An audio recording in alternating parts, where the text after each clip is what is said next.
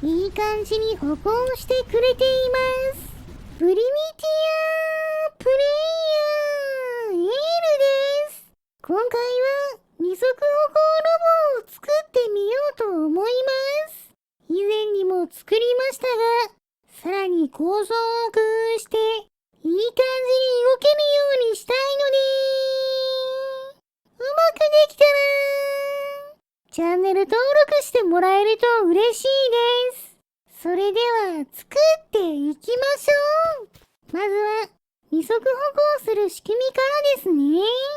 同じ軸を2つの方向に回転させるために、両軸化したモーター2つをゴムで連結したら、二足歩行させるリンク機構として有名なジェビシェフリンク機構を組み上げていきます。このリンク機構は長さの比率が大事なので、木材で作った物差しを使って、一番短い部分を1、その隣を2、それ以外を 2.5 の比率にして、ペアリングをつないでいきます。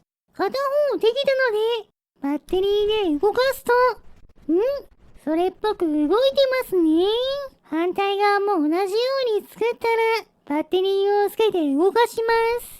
歩いているように見えますが、バランスが悪いので、地面に下ろしても自立しません。ここをなんとかするために、前後左右にバランスを取りやすい、設置面積の広い、この字型の足を追加しましょう。実はこの時点で大きな間違いをしています。そのせいで、地面に下ろして動かしても、ちゃんと歩いてくれません。転んでのたうち回ってますね。これはこれで面白いですが、間違いを正して、ちゃんと歩くようにしましょう。その間違いというのは、ジェビシェフリング機構の方向です。上下逆につけていたわけですね。180度回転させて、足を付け直しましょう。この足を付ける角度も左右対称かつ、ちゃんと歩ける動きをさせないといけないので、微調整しながらいい感じの位置に取り付けました。歩きそうな気配を感じます。こちらに、先ほどもつけていた設置面積重視の足を取り付けて動かしてみましょう。なるほど。ベアリングが微妙にグネグネ動くせいか、横に伸ばしている部品がぶつかっています。固定を解除すると、なんとか動いてはいますが、動きがぎこちないですね。モーター2つを連結しているのと、二足歩行は負担が大きいので、パワー不足みたいです。そこで、部品同士の接触を避けるために、干渉しないベアリングの軸度外輪で、端の部品を作ったら、バッテリーを4本に増やして、動かしてみると、なんとか歩いてますね。動きは遅いですが、二足歩行っぽいんじゃないでしょうか。もっと速度を速くするために、電源を工夫してみましょう。こんな感じで、コンデンサとバッテリー、水晶を組み合わせて断続的に大電流を流す仕組みをくっつけてみると、瞬間的なパワーはありますが、そのせいで足が脱臼してしまいます。地面に下ろしてみると、あまりまともに歩きません。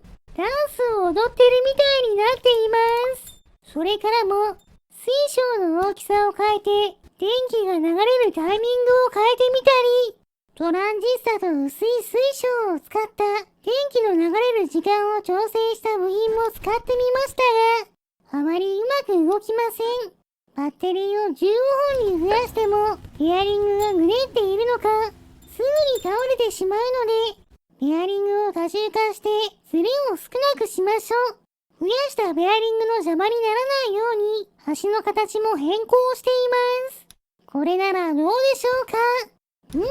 今までより安定して歩きながら進んでくれています。これで仕組みは OK として、私が乗って操縦できるように、箱型の操縦席と左右それぞれにトリガースイッチをつけて、右トリガーで前進、左トリガーで交代ができるようにしました。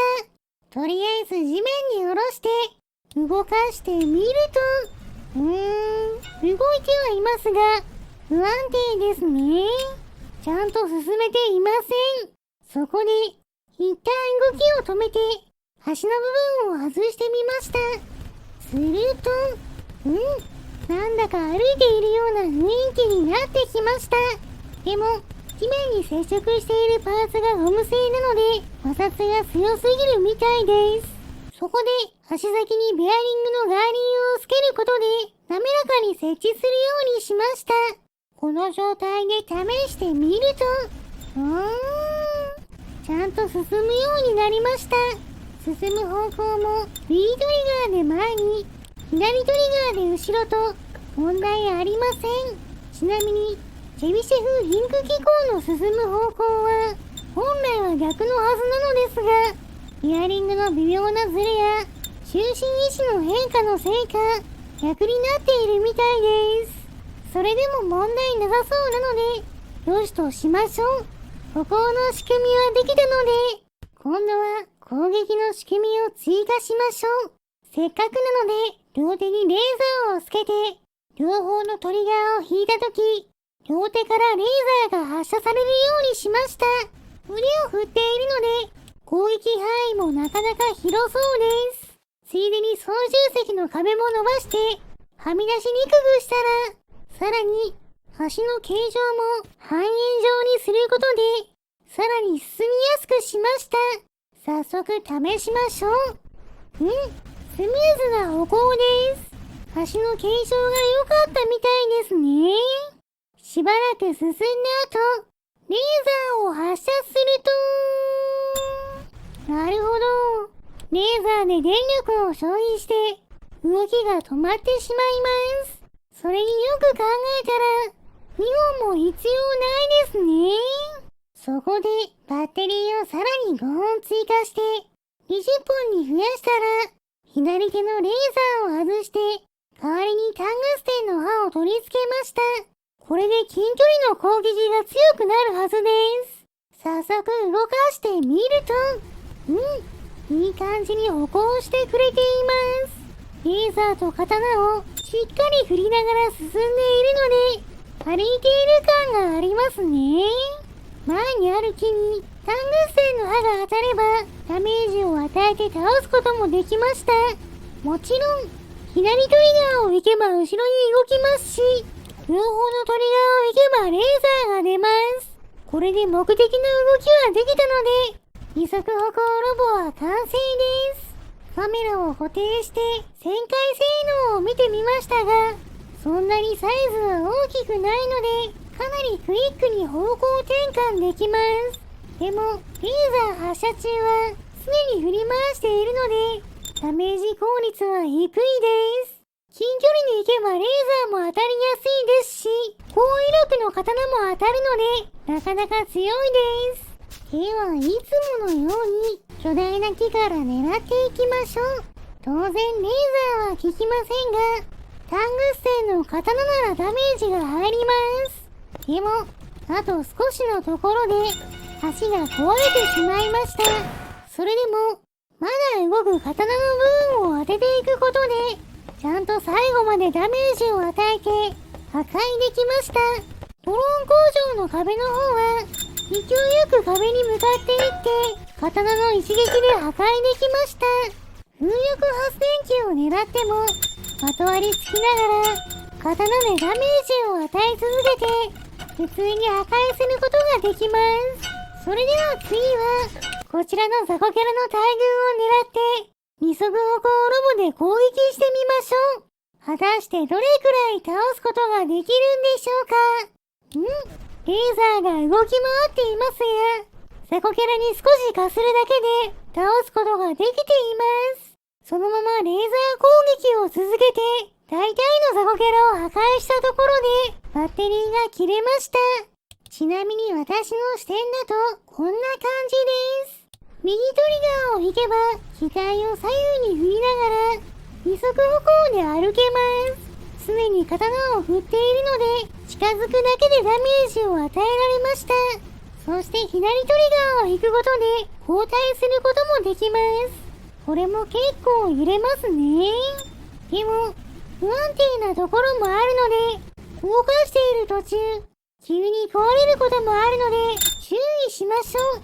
それでは最後はイエロースライムに効くように重ねたガラスの針を刀に取り付けたら、こちらの巨大スライムを狙って攻撃してみましょう。果たして倒すことはできるんでしょうか。早速歩いて近づいていくと、弾かれてこちらがぶっ壊れました。ベアリングを多用した乗り物はこういうこともあります。気を取り直してもう一度歩いて接近していくと、やったー、巨大スライムを倒しました。重ねたガラスの針がいい感じに弾かれて多重ダメージを与えてくれたみたいです。それではこの勝利を祝してスライムを燃やしてしまいましょう。燃えるものを集めてきて火をつけます。いい感じに燃えていますね。よし、スライムも食べ頃になったので食べてしまいましょう。もちろん今回頑張ってくれた二足歩行ロボさんにもお裾分けしてあげます。はい、どうぞ。今回の動画はここまでです。面白かったと思ったらチャンネル登録、高評価をしていただけると嬉しいです。リクエストなどコメントもお待ちしていますね。それでは皆さん、まー